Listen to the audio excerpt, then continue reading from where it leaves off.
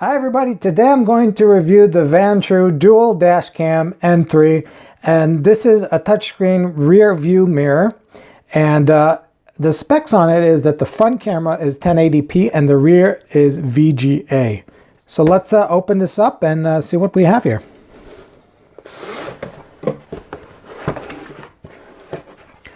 So this is the device, and I like how they put some instructions on the film over the mirror.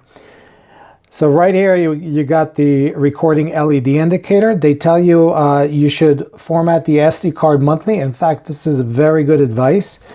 And I will also add that you should probably replace your SD card very regularly. I would say at least once a year, because those cards have limited amount of writing that you can do on them. In fact, they do sell some that are high endurance, so you can write more on them.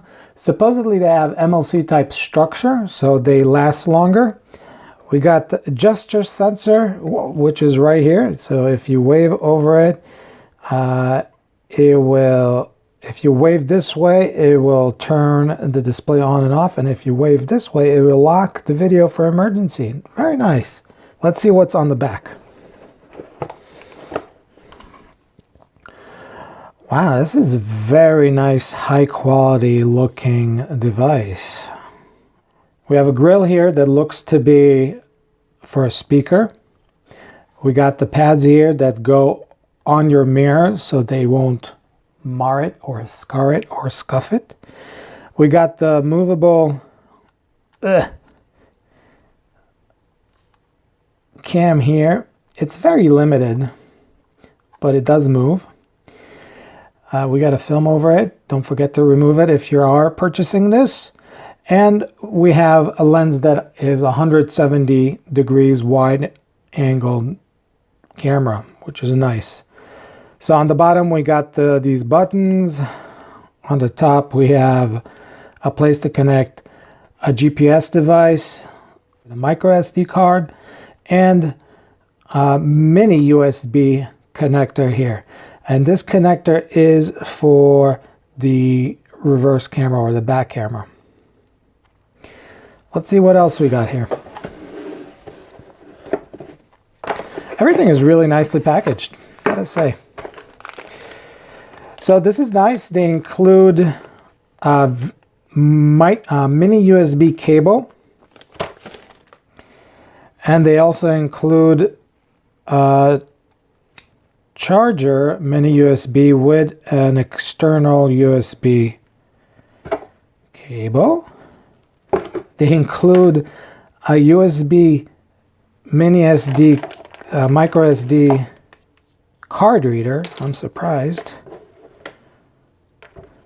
They include a little plastic to run all the wires. These are the straps that will go in your rear view mirror to hold the device. And this is the backup camera that has a light, and it also has wiring for the backup lights so that this will automatically run. If you do actually wire this, when you put the car in reverse, it will switch to backup camera. It's very nice. I'm going to first check the front camera to see that it's usable, that it's a good camera, and then perhaps I'll connect the back camera and we'll see what kind of quality we're getting. All right, so let's start with the testing. Next segment, I'm going to tell you my impressions after I drive this for a while and use it, and then the next segment will be the video samples for you to check and comment on. So I wanted to show you how this camera looks mounted to the mirror, and this is how it looks like. You see it's strapped with these straps to the existing mirror.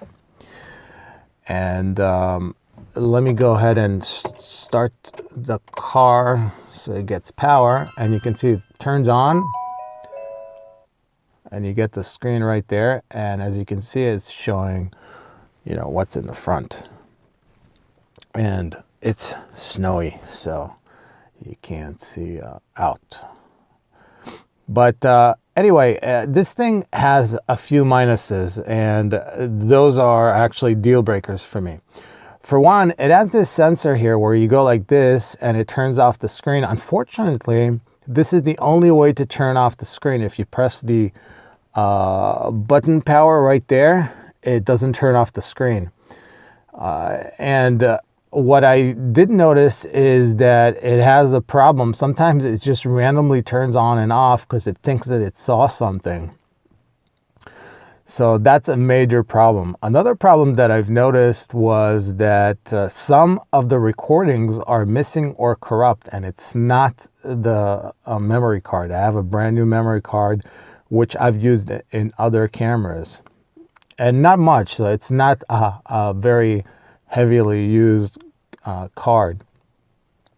Now this uses the same system that apparently all the other dash cams of this style use, which is this type of menu. And again, I looked into the setup here, and there's no way to tell it to turn off after a while. So it will stay on until you tell it to turn off. And there's a way to disable the gesture control by clicking here, and you click it off, and then if you go like this, it doesn't turn off, but then the screen will just stay on. Really, I think it's a really bad design, because then you can't use half of the mirror when the screen is on, because the only thing you see is the screen. And just so you know, in my eyes, I see the screen and I don't see any reflection back. All right, so this is how it looks like. And again, these two minuses are really big, and for that reason I'm going to return it. In fact, for that reason I didn't even test the backup camera, because these are just deal killers. If I can't turn off the screen, or if it randomly comes up because of this problem, then it's not a good product for me. Probably not a good product for you as well. Next, I'm going to show you some sample footage of this camera, and also maybe I'll include a comparison between this camera and the Yi camera, just so you can see the difference. Hopefully you enjoyed this video. Please thumb up. Please thumb down if you hated it, but let me know why, and I hope you enjoyed this video. Till next time.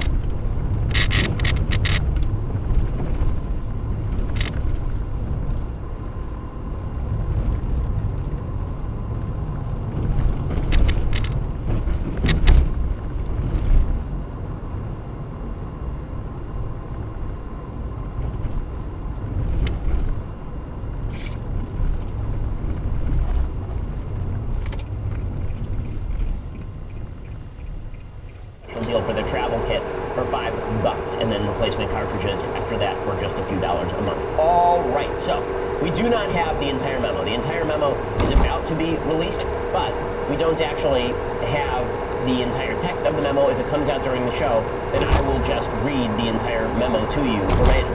It's not that long. It's about 4. Fusion GPS. Fusion GPS is an Oppo research firm.